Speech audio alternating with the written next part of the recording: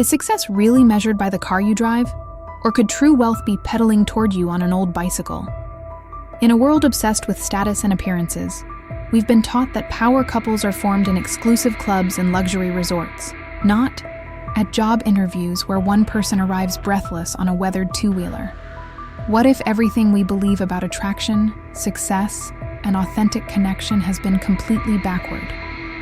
Today's story challenges the very foundation of what society tells us about love, power, and status.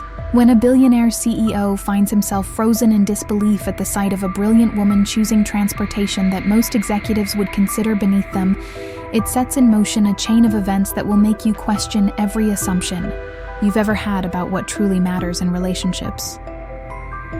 Stay with me until the end, because this isn't just another predictable tale of opposites attract. It's a masterclass in how authentic courage can transform not only your love life, but your entire approach to success. By the time we're finished, you'll discover why sometimes the most extraordinary connections happen when we're brave enough to show up exactly as we are, no matter who might be watching from their corner office window, waiting for the secretary. For the interview, the millionaire was paralyzed when he saw her on an old bicycle. Before we begin this exciting story, please leave a comment telling us which city you're watching from. It will be a pleasure to give your comment a little heart. Now, let's begin this emotional story. The morning sun cast long shadows across Brooklyn as Tatiana Smith pedaled furiously through the busy streets. Her vintage blue bicycle, with its squeaky chain and worn handlebars, had been her faithful companion for years. Today, it needed to carry her to the most important interview of her life. "Come on, just a little faster," Tatiana whispered to herself as she navigated through traffic. Her long brown hair, hastily tied in a loose bun, threatened to come undone with each push of the pedals. At 28, Tatiana was juggling 3 jobs: morning shifts at a coffee shop, evening work as a translator for a small agency, and weekend tutoring for college students. Despite graduating with honors in international relations from Columbia University and being fluent in 4 languages, the economic reality of New York City had been harsh.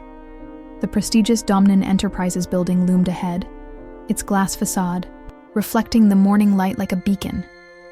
Tatiana glanced at her watch. 9:48 a.m. Her interview was at 10 AIK. Just made it.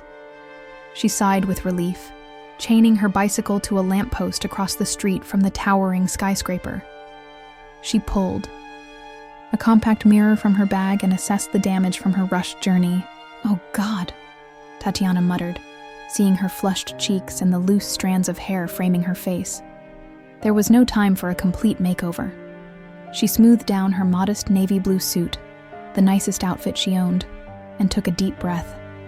"Be yourself," she whispered, remembering her late father's words. "If they don't appreciate who you truly are, then it's not the right place for you." With that mantra in her mind, Tatiana crossed the street toward the gleaming headquarters of Domnan Enterprises, unaware that she was already being watched. On the 38th floor, Gregory Domnan stood by the floor-to-ceiling windows of his corner office, absently staring at the city below. At 38, he had everything society told him he should want: an empire worth billions, a penthouse overlooking Central Park, exotic cars, and invitations to the most exclusive events in New York. Yet something was missing. Something real. "Mr. Domnan?" His assistant's voice came through the intercom. "Your 10 a.m. candidate will be arriving shortly. The position for the International Relations Coordinator." Gregory nodded, though no one could see him. "Thank you, Janet." He was about to turn away from the window when a splash of movement caught his eye.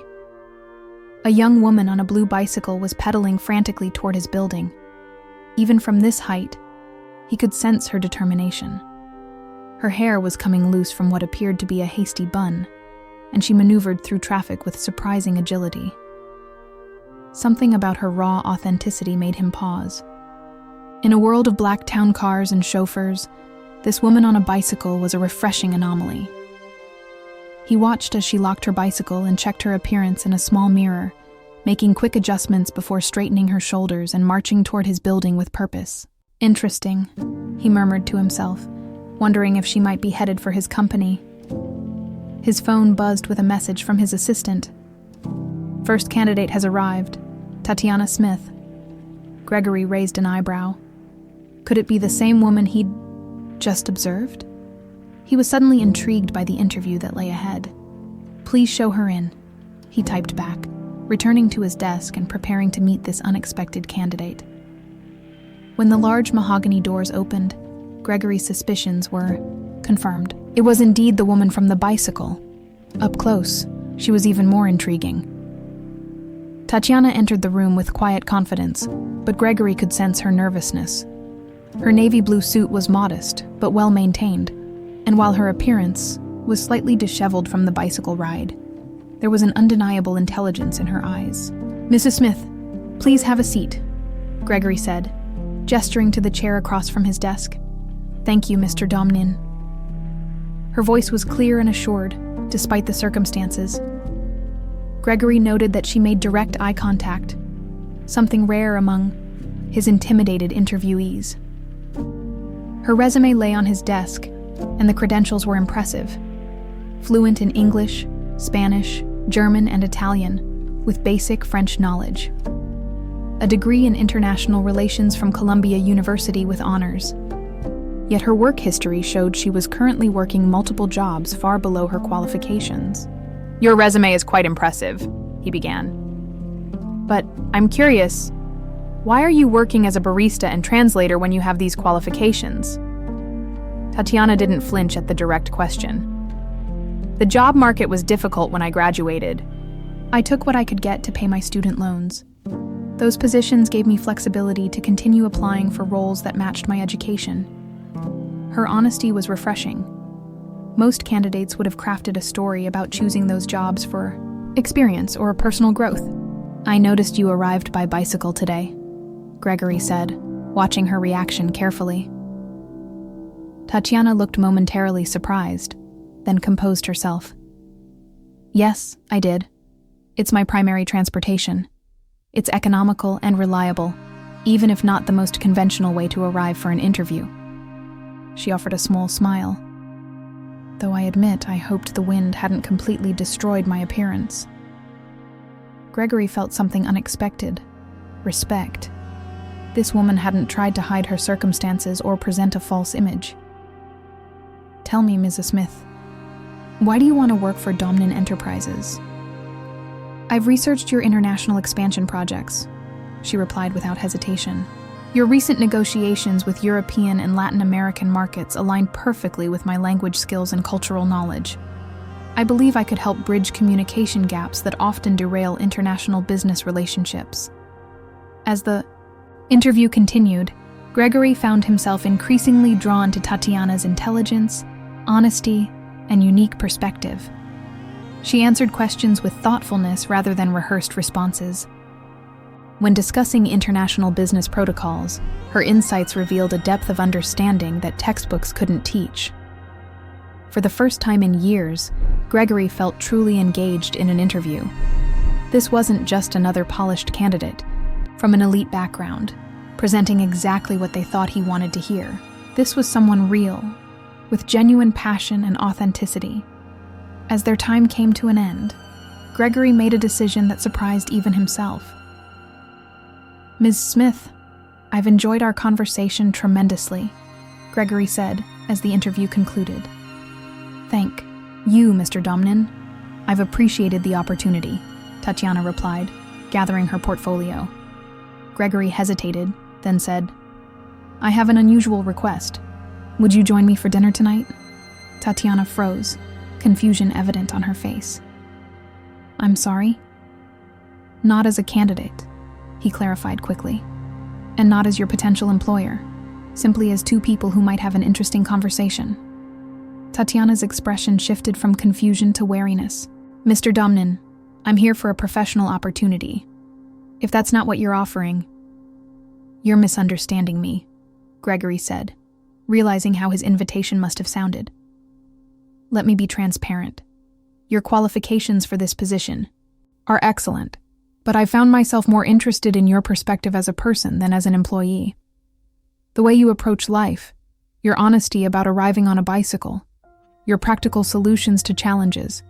These aren't qualities I often encounter in my world." He paused, considering his next words carefully. "To be completely clear, by accepting dinner, you would be removing yourself from consideration for this position. It would be inappropriate for me to hire someone I'm personally interested in getting to know. But I would be happy to provide references and connections to other opportunities." Tatiana looked stunned. "You're offering to help me find a job elsewhere if I have dinner with you instead of hiring me here?"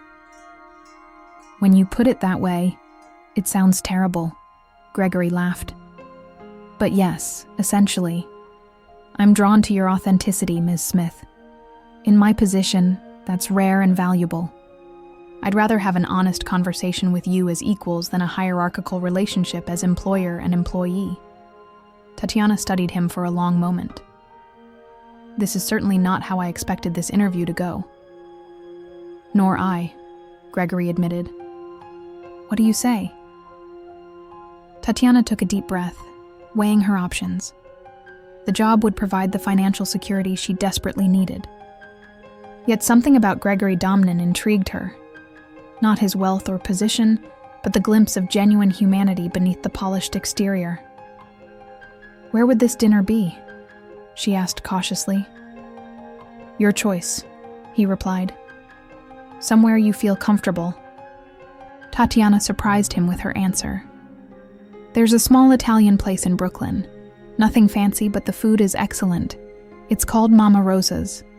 Gregory smiled. "Mama Rosa's it is. Shall we say 7:30? "I'll be there," Tatiana said, making a decision that would change both their lives forever. Mama Rosa's was exactly the type of restaurant Gregory Domnin had never visited.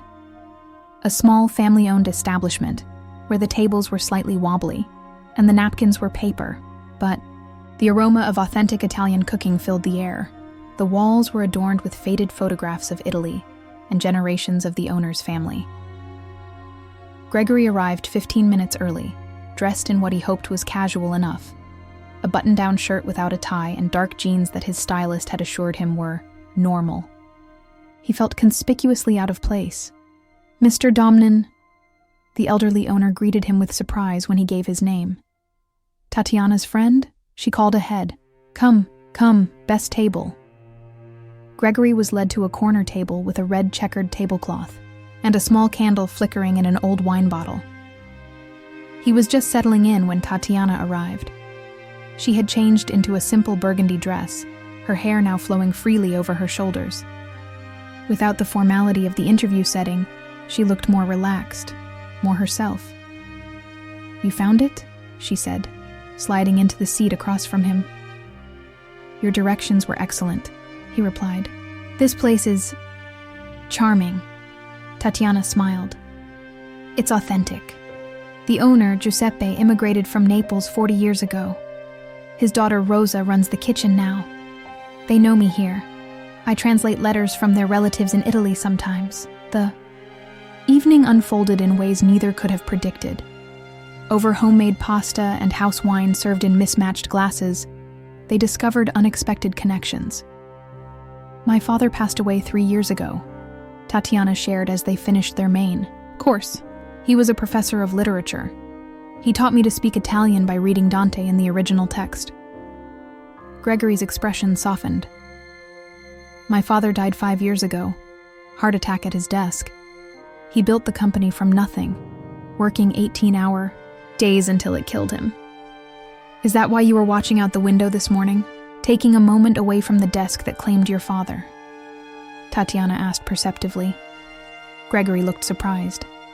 "How did you know I was watching?" "You mentioned seeing me arrive on my bicycle. The only way you could have seen that is if you were looking out the window at exactly the right moment." "Touché," Gregory smiled. "And yes, perhaps that's part of it. I've been thinking a lot lately about the life I've built, or rather, the life that was built for me. My father's company, my father's legacy. But not your own?" Tatiana suggested. "Exactly. Everyone sees the success, the wealth, the power. Nobody sees the emptiness behind it. He looked embarrassed. I apologize. That sounds ridiculously self-pitying. Not at all, Tatiana said gently.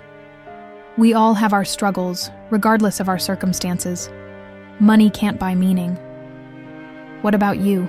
Gregory asked. Columbia graduate, polyglot, clearly brilliant, yet working multiple jobs below your capabilities. There must be a story there. Tatiana twirled pasta around her fork thoughtfully. My father was rich in knowledge, but not in finances. His medical bills took everything we had. I worked through college, earned scholarships, but still graduated, with loans. The economy crashed just as I was entering the job market. She shrugged. Life happens. You adjust. Without bitterness, Gregory noted. That's remarkable. Bitterness is heavy. I prefer to travel light, she replied with a small smile. Like on my bicycle. By the time they shared tiramisu, something had shifted between them. The millionaire CEO and the woman on the bicycle had found common ground in their human experiences. Loss, purpose, the search for authenticity. I should thank you for not hiring me today, Tatiana said as they prepared to leave. This conversation was worth more. Would you be willing to have another conversation? Gregory asked. Perhaps a walk in Central Park this weekend? Tatiana considered him for a moment, then nodded. I'd like that. No business attire required. Agreed, Gregory smiled. Though I might need advice on what normal people wear to parks. I think you'll figure it out, Tatiana laughed, her eyes bright in the candlelight. You're smarter than you look. Is that a compliment? Gregory raised an eyebrow, amused. Let's call it an observation, she replied, with a cheeky grin that made his heart skip unexpectedly. As they parted ways outside the restaurant, Gregory watched Tatiana unlock her blue bicycle. Can I offer you a ride home? He asked, gesturing to his waiting town car. Tatiana shook her head. Thank you, but I prefer my own transportation. Independence is important to me. Gregory nodded, understanding something fundamental about her character in that moment. Until Saturday, then. Until Saturday, she confirmed, mounting her bicycle and pedaling away into the Brooklyn night, leaving Gregory Domnan to wonder how a woman with so little had just given him something he couldn't name but desperately needed. The weeks that followed were a revelation for both Gregory and Tatiana. Their Saturday walk in Central Park extended into Sunday brunch, which led to midweek phone calls and more weekend outings. Each encounter deepened their connection and understanding of each other's worlds. One evening, as they strolled along the Brooklyn promenade with the Manhattan skyline glittering across the water, Gregory shared a business failure that had been weighing on him. We lost a major deal in Germany last year, he explained.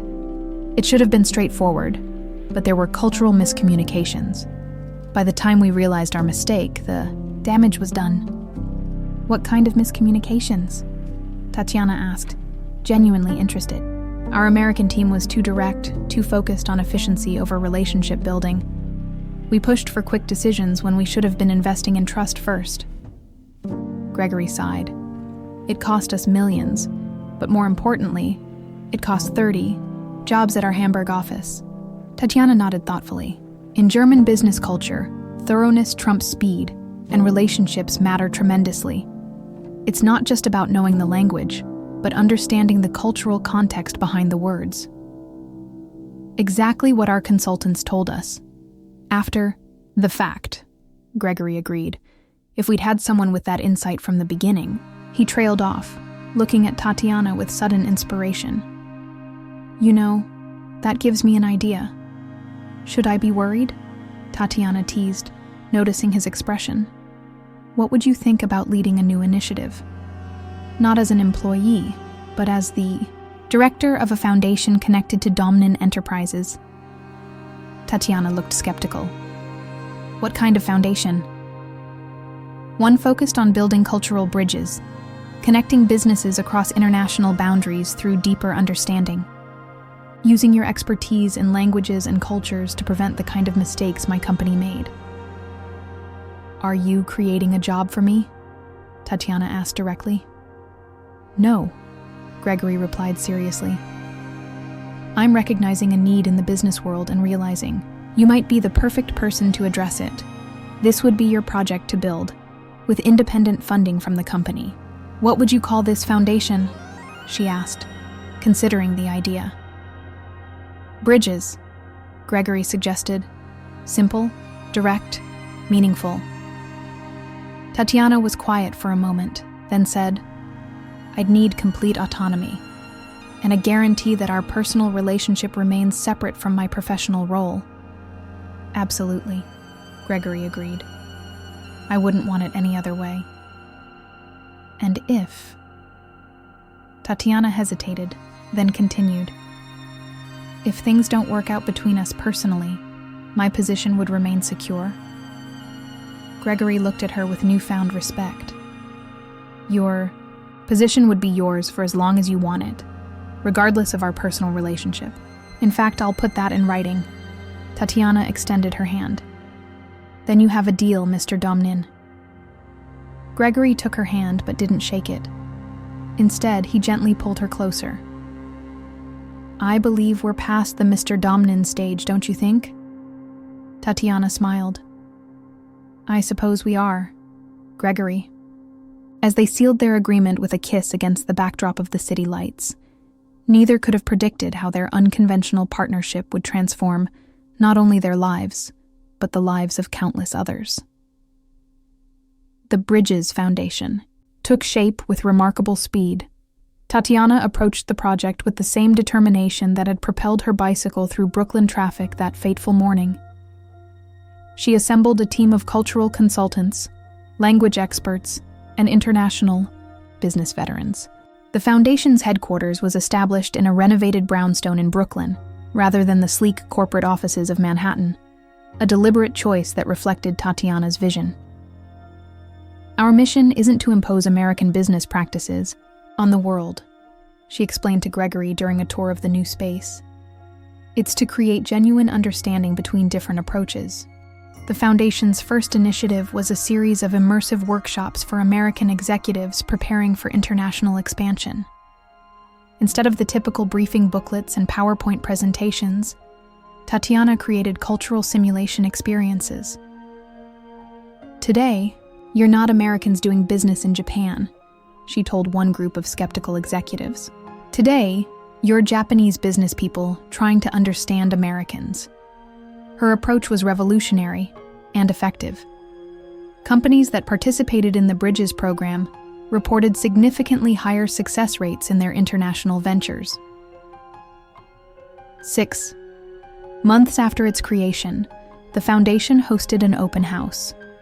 Gregory watched with pride as Tatiana moved confidently among international diplomats, business leaders, and cultural attachés, speaking effortlessly in multiple languages and connecting people with shared interests.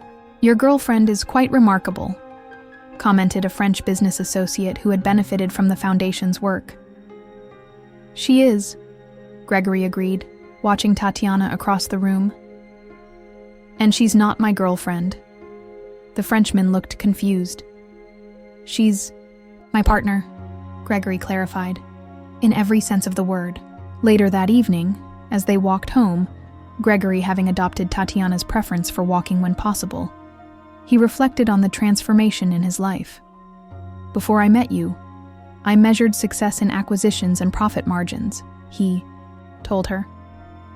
Now I measure it in understanding and connections. Is that a good change? Tatiana asked. Gregory nodded. The best. For the first time, I feel like I'm building something meaningful, not just accumulating wealth. We're building it together, Tatiana reminded him, squeezing his hand. Which reminds me, Gregory said, stopping suddenly. There's something I've been wanting to ask you. Tatiana looked at him expectantly, but instead of the question she might have anticipated, Gregory asked something else entirely. Would you teach me to ride a bicycle? Keep your eyes forward, not down at your feet, Tatiana called, jogging alongside Gregory as he wobbled precariously on her blue bicycle in a deserted corner of Prospect Park early one Sunday morning. Easy for you to say, Gregory muttered, gripping the handlebars with white knuckles.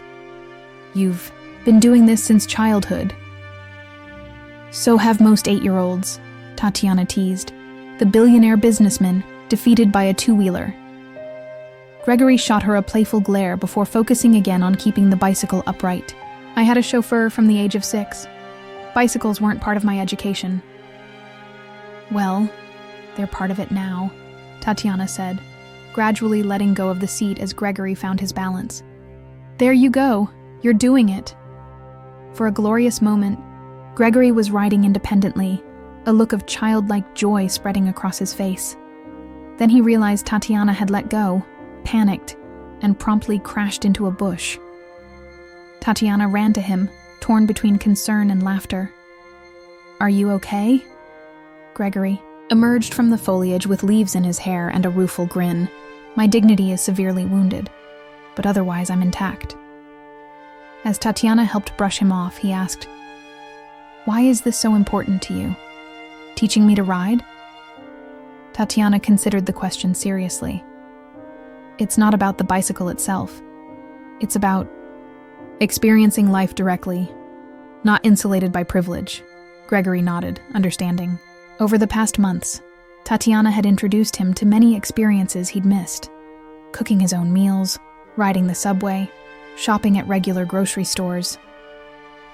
It's made me a better person, he admitted, seeing the world from a different perspective. And a better businessman, Tatiana pointed out. Your executive team nearly fell over when you suggested taking public transportation to your Berlin meetings to better understand the local infrastructure. They thought I'd lost my mind, Gregory laughed. Until we redesigned our German offices based on what we learned, and employee satisfaction increased 30%. Tatiana smiled. See? Balance in all things. She gestured to the bicycle. Ready to try again? Gregory straightened his shoulders with determination. Absolutely. I have the best teacher in New York. By the end of the morning, Gregory was cycling wobbly circles around the park path, with Tatiana riding beside him on a rented bike, their laughter echoing in the spring air. That afternoon, as they sat on a park bench sharing a pretzel, Gregory looked thoughtful. What's on your mind? Tatiana asked, noticing his expression. I've been thinking about the future, he replied. About us, about the foundation, about what really matters. And what conclusions have you reached? She asked. That I want more mornings like this, he said simply. More real experiences, more learning, more life with you. Tatiana's expression softened. I want that too. My board of directors thinks I'm having a midlife crisis. Gregory continued with a wry smile. First the foundation, now my sudden interest in common activities.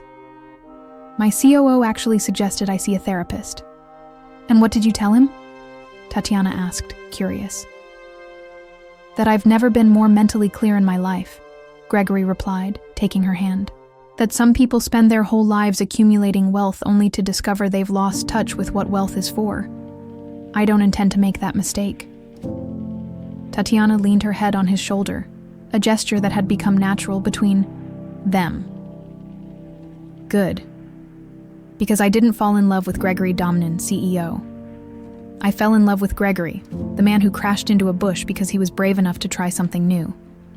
It was the first time either of them had used the word love, and its significance wasn't lost on Gregory.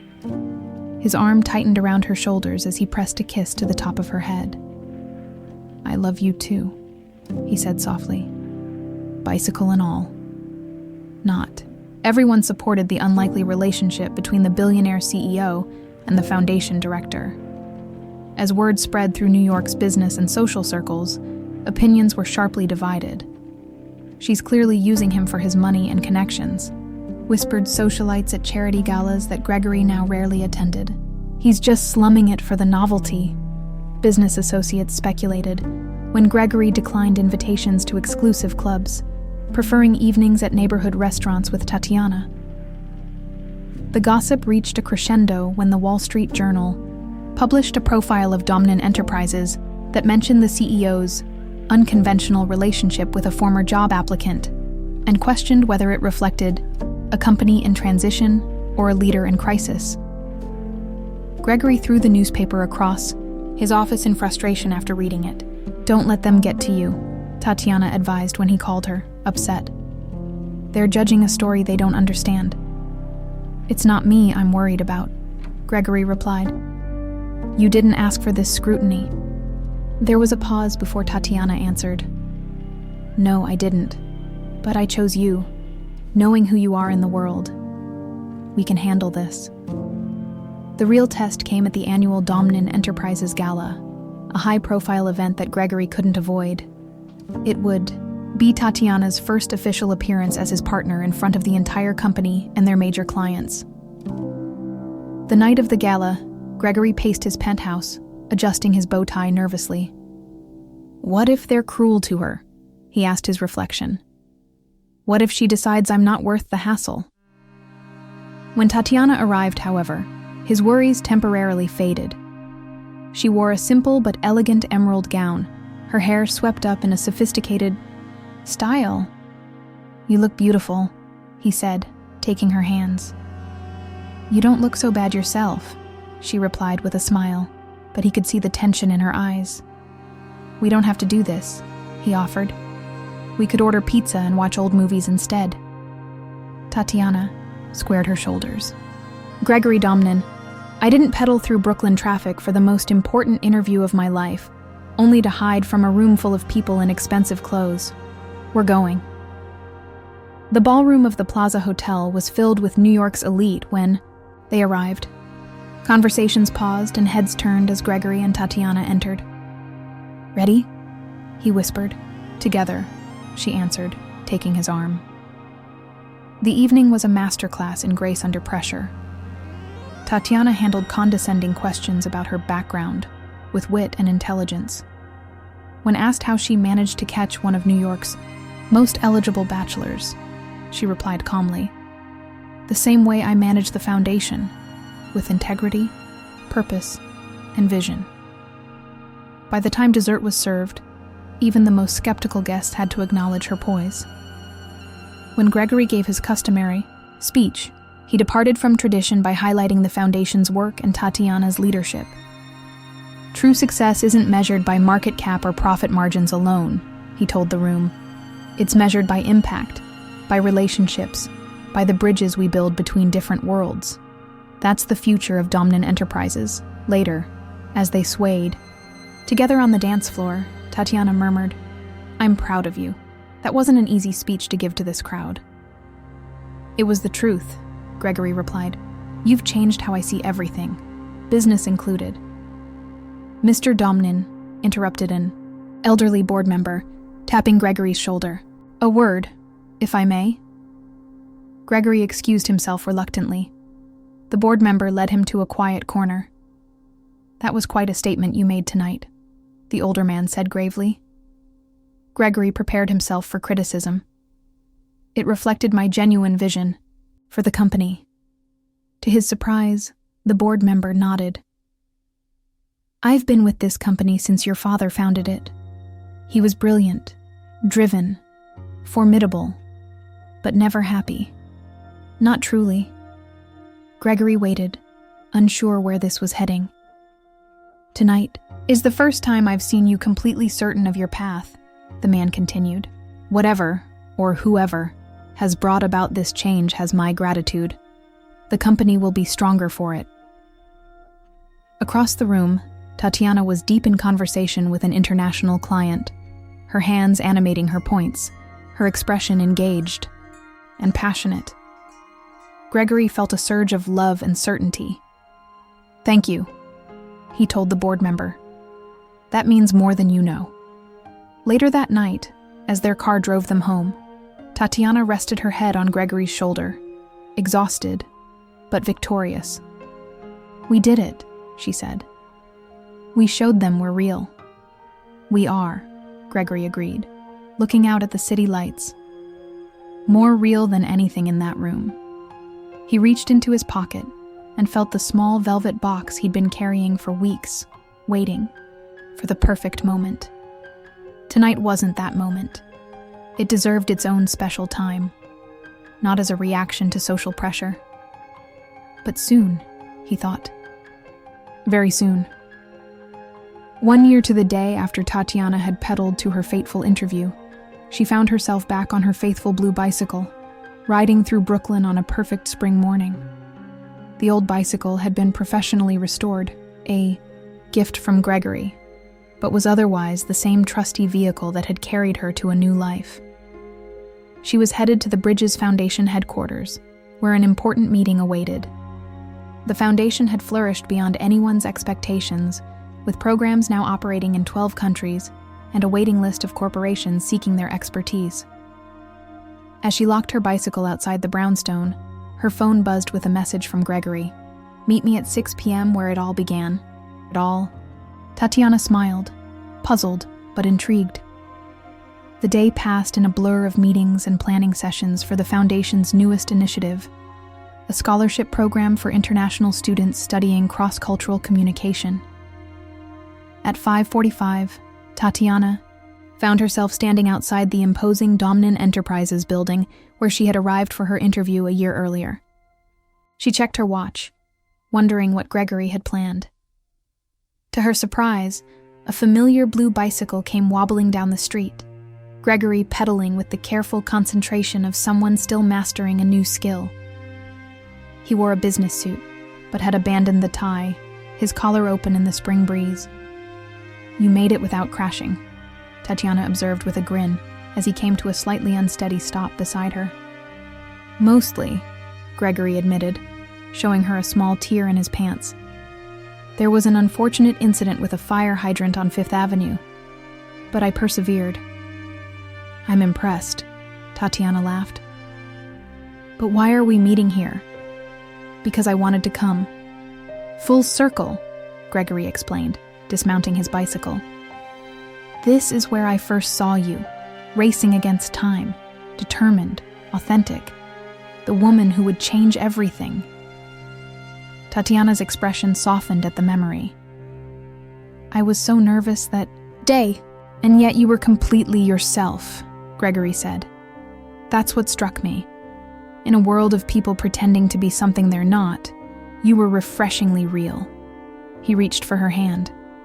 "I've spent the past year learning from you about authenticity, about connection, about what truly matters in life." "We've learned from each other," Tatiana corrected gently. "We have," Gregory agreed, "and I want to keep learning, every day for the rest of our lives." With that, he reached into his pocket and dropped to one knee on the sidewalk, right in front of the Dominant Enterprises building, where executives in expensive suits were exiting for the day. "Tatiana Smith, will you marry me?" he asked, opening a small velvet box to reveal a stunning yet tastefully modest emerald ring. "Not because I'm Gregory Domnan, CEO, and not because you're the director of the Bridges Foundation, but because we're just Gregory and Tatiana, two people who found each other against all odds." Tears filled Tatiana's eyes as passersby began to notice the scene. Some recognized the famous CEO proposing on a sidewalk and stopped to watch.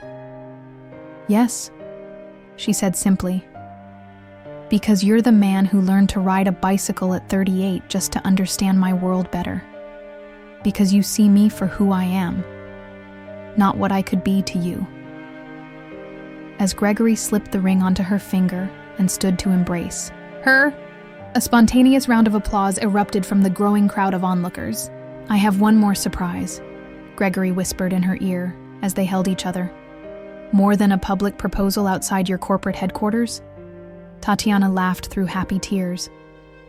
"A little more practical," he said, reaching into his jacket and pulling out a key. "This is for you, for us actually." "What is it?" she asked, taking the key. "A home," Gregory replied. Not a penthouse or a mansion, but a brownstone in Brooklyn with a garden in the back and a special shed for 2 bicycles. A real home where we can build a real life together. Tatiana looked at the man before her, powerful in the eyes of the world, but humble and growing in the ways that truly mattered. She remembered the rushed young woman on a bicycle who had arrived at this spot a year ago, hoping for nothing more than a steady job. Life had offered her so much more. Not because she had found a wealthy man, but because she had remained true to herself and inspired him to find his own truth in return. "Shall we go see our new home?" Gregory asked, gesturing to their bicycles. "Race you there?" Tatiana challenged with a mischievous smile. "Winner gets to pick dinner." "You're on," Gregory replied, his eyes bright with joy. "Though we both know you'll win." "Maybe I'll let you catch me this time," Tatiana said, mounting her bicycle. As they pedaled away together, weaving through the streets of New York, they were just a man and a woman on bicycles, finding their balance, navigating obstacles, and moving forward together into a future built on something far more valuable than gold: authenticity. From her old blue bicycle to the boardrooms of international business, Tatiana had traveled an extraordinary path. And Gregory, from his glass tower to the busy streets below, had found something he never expected: a love that taught him the true meaning of wealth. In the end, it wasn't about where they came from or what they owned. It was about who they chose to be together and the bridges they built between their worlds. And it all began with a secretary on an old bicycle and a millionaire who was paralyzed by the simplest, most powerful truth: that sometimes the greatest treasures come in the most unexpected packages. The Brooklyn brownstone buzzed with activity as guests arrived for the housewarming party. The modest but beautifully renovated home reflected its owners perfectly: elegant without ostentation, comfortable without excess. In the backyard garden, Gregory was grilling vegetables while chatting with Giuseppe from Mama Rosa's, who was animatedly describing his new pasta recipe. Janet, Gregory's former assistant and now COO of Domnin Enterprises, was deep in conversation with Tatiana's former coffee shop manager about sustainable business practices. Inside, Tatiana was showing a group of international students, the first recipients of the Bridges Foundation scholarships, around the home library filled with books in multiple languages. "Mrs. Domnin," called one of the students, "is it true that you rode your bicycle to your job interview with Mr. Domnin?" Tatiana smiled at the formal address she still wasn't used to. "I did. That bicycle is actually in our garden shed. It's become something of a good luck charm." "And is it true that Mr. Domnin learned to ride a bicycle because of you?" asked another student. "He did," Tatiana confirmed. "Though I recommend staying out of his way if you see him coming." The students laughed as Gregory entered with a platter of grilled vegetables. "I heard that," he protested good-naturedly. "I'll have you know I've only crashed twice this month." "Progress," Tatiana teased, taking the platter from him. As their hands touched, they exchanged a private smile that spoke volumes about their journey together. Later, as the evening wound down and the last guests departed, Gregory and Tatiana sat on the porch swing of their brownstone, watching the Brooklyn sunset. "Happy?" Gregory asked, his arm around his wife's shoulders. "Completely," Tatiana replied, resting her head against him. "You?" "More than I ever thought possible," he admitted. "You know, the board offered to double the foundation's funding yesterday. They said it's been the best investment Domnin Enterprises has ever made." "In financial terms?" Tatiana asked. "In human terms," Gregory clarified. "The companies that have gone through our program report higher employee satisfaction, better international relations, and yes, significantly improved profits as a result." "Building bridges works," Tatiana said simply.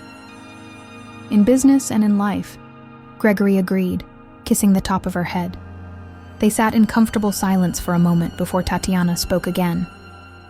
I was thinking about that day, the interview day, earlier.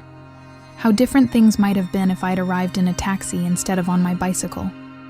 If you hadn't been looking out the window at exactly that moment. I'd like to think we would have found each other anyway, Gregory said. Some things are meant to be.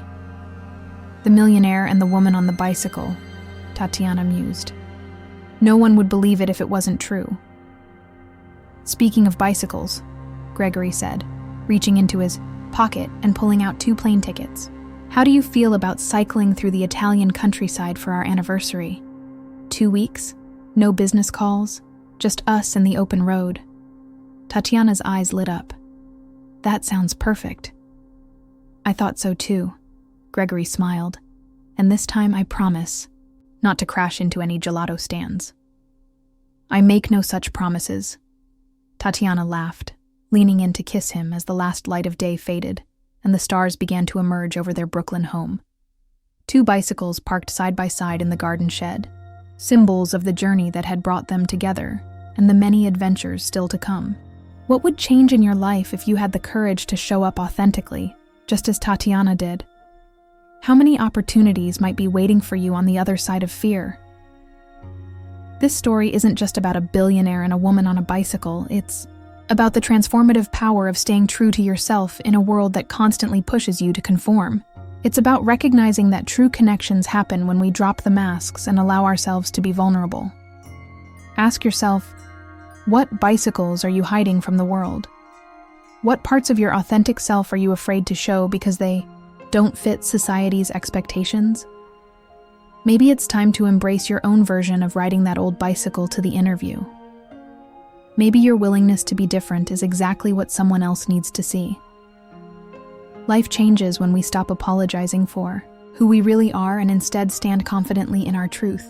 Just as Gregory's life transformed when he learned to value authenticity over appearances, your reality can shift when you make the same choice. I'd love to hear your thoughts in the comments below. Have you ever experienced a moment where being your authentic self led to an unexpected connection? Or perhaps you're still waiting for the courage to show up as your true self. Share your story. I read every comment and would love to connect with you. If this story resonated with you, please subscribe to our channel and turn on notifications so you never miss another life-changing story. And if you're ready for more emotional journeys that will challenge your perspective, click on the video appearing on your screen now. Remember, sometimes the most powerful thing you can do is simply show up as yourself. Your authenticity might just change someone else's world and your own. Until next time.